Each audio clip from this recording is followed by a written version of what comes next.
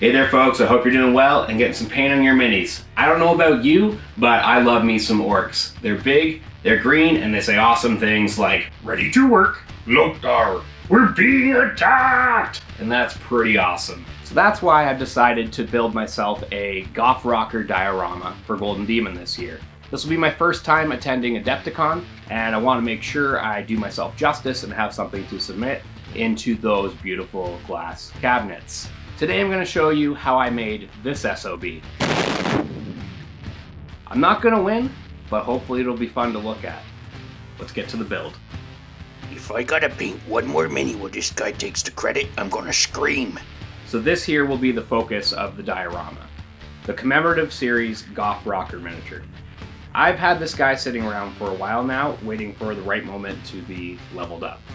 Now, I've actually never done a more involved scratch build diorama like this before. I've done some small things here and there, but nothing to this level. So going into this, I took a couple weeks just to ruminate over how I would approach the build.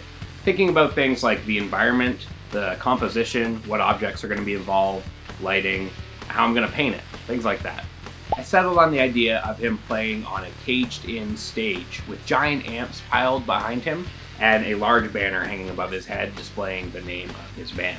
I began by digging through my collection of plinths. Thankfully, my father was kind enough to make a pile of plinths for me in his workshop a year or two ago, and I had lots of options to choose from.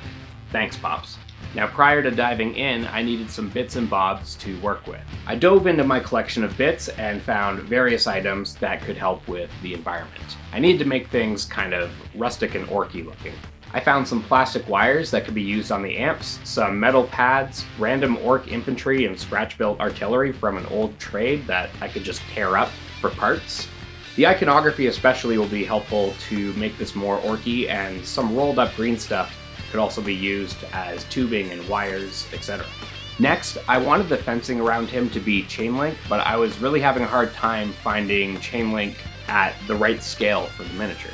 I asked around, and someone on the Canadian Miniatures Painting Discord that I run suggested taking a look at drywall patching kits.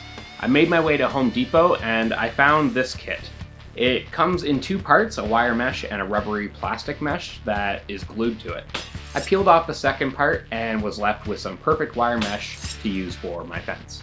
One thing of note, the wire mesh did have some glue residue on it, so I ended up washing it in like 90% alcohol and it just came right off, looking nice. Now, I needed some fence posts, so I also snagged some dowel from Home Depot. I believe this dowel is a 1/4 inch. It looks to be a great scale for the diorama and it's just really easy to work with. With the mesh and dowel acquired, it was time to start building the basic structure of the diorama. Diorama? Diorama? Diorama? I don't fucking know. I grabbed my drill and I popped a couple holes in two of the corners. Then I grabbed the dowel and cut it down to what seemed like an appropriate height for the miniature. Now, gluing the dowel in place was very simple, but I did use a rafter square just to make sure it was as close to a 90-degree angle as possible. Now, I used super glue to put these in place, but if you were smarter than me, you'd probably just use some wood glue, but you know, we'll fix that next time. I also used super glue accelerator to speed up the drying time of the super glue. If you've never used this stuff, it's really awesome. Comes in a decent sized bottle, it's fairly cheap, and it dries your glue in like seconds. Next, I took some clippers and cut up a section of mesh so that it would fit right between the pieces of dowel, which I also connected with some super glue.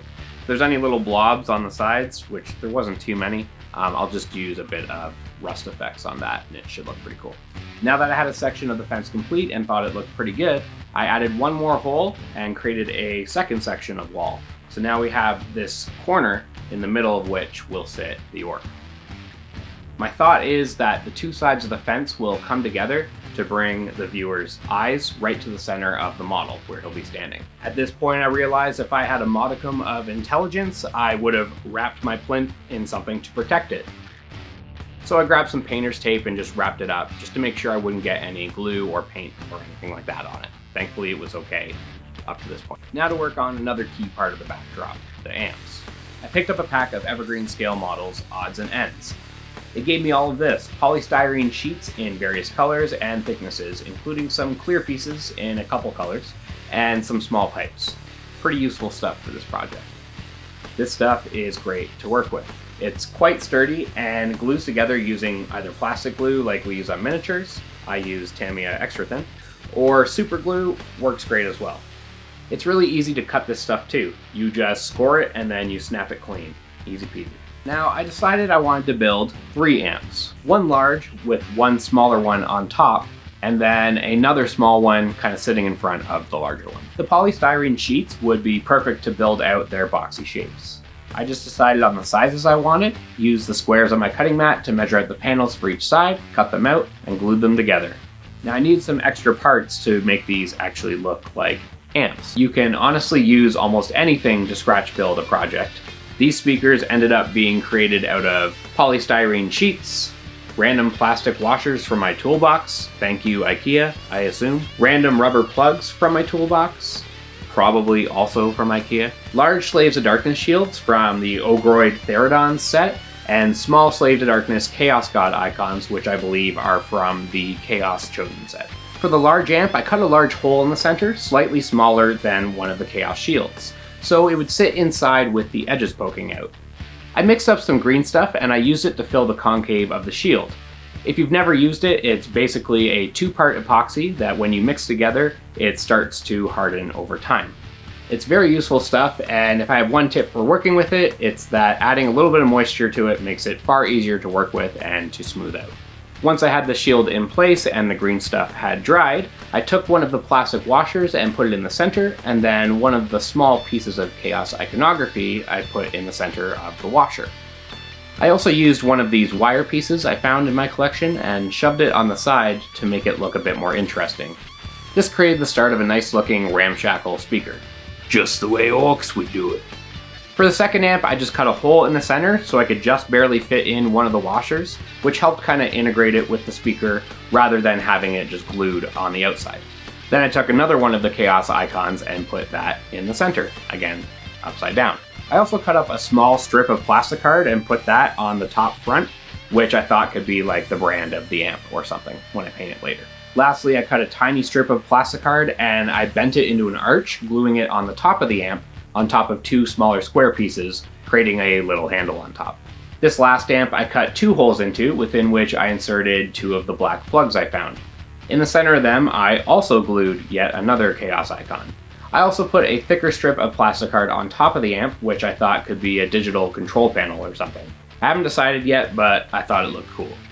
As you can see, all the amps are very different, but simply adding that same little Chaos icon in the center kind of unified them and made them look like they're part of the same setting. Next, I took some of my rolled up green stuff, which was hardened already, and chopped them up into tiny discs. I then glued the discs onto the amps, creating small little rivets. The amps are looking quite nice, I think. I decided to throw them on the plinth and take a look at the composition, adding a large panel from, I believe, an orc truck, to which I glued a piece of plasticard. Later, I will add the band's name on there. I decided next that I'll add some wires that run between the amps. I found various things that I could use for this. Picture hanging wire, strings of rolled up green stuff, plastic wire pieces from my bits collection, etc. I ended up using some of the hanging wire and some green stuff, as you'll see later. In order to connect these wires, I needed some ports for the wires to connect into. These plastic wire bits I found had these little nubs on the bottom that I thought would work out quite well. I clipped them off, cut small holes into the sides of the amps, and just popped them in. I also drilled small holes into the center of the nubs where the wires would connect. Alright, this is getting chaotic. Ta-da! So I took another look at where everything will sit to get an idea of where the cords will run, and decided I would add a small poster once this is painted to the left-hand side of the fence to kind of balance out the composition. In the meantime, I just added a little piece of plasticard there so I could just kind of see what it would look like. You'll also see later that I added a small skull on the left to kind of help balance that composition out a little more. I missed footage for it, but I promise, I added a skull there. At this point I was feeling pretty good about the piece, so I went in with some AK Wargame Terrain Concrete Diorama Texture Paste. Yeah, that. I covered the entire top of the plinth and then wiped up any of the mess once I was done.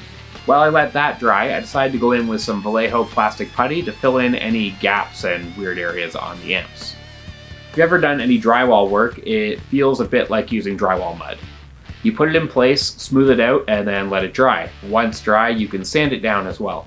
I ended up making 2 or 3 passes as it tends to shrink as it dries. Something that helped a lot was using a wet brush for smoothing out the surfaces after I scraped off any excess using a little piece of plastic card. Once it was dry and sanded, I used some sanding pads and sanding twigs of various grit. I decided to add some texture to the amps. Every amp I've owned has had texture on the outside, so I kind of wanted to replicate that here. I took the Vallejo plastic putty and an old brush and just started stippling that all over the surfaces of the amps. I went a little overboard, but once it dried, it shrunk a little bit and I really liked the look. I think it will add a lot of interest to them once they're painted. Also at this point, I took a few more rivets and added them just to give some more detail to the flatter areas. At this point, I thought things were looking really good. I loved how it was coming together. But the real test was getting it primed. Scratch build pieces always look a little chaotic until you get them painted a unified color, and you can really see how it's come together. With the piece primed, I was really excited with where things were at. It looked a lot better like this. To finish this off, I just went in with some Liquitex titanium white and just gave it a bit of a zenithal. And here we are.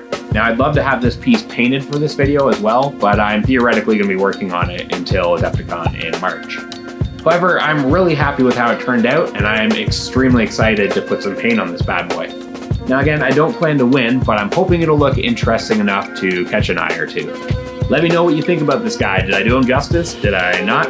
Leave a comment down below. And don't forget to like, dislike, subscribe if you want to see me finish this guy up. I'm sure there will be a video eventually. And until next time, paint today for a better tomorrow. Peace out. And just a big banner over above him. Oh my god, man, why can't I get this out? You need some shit like this.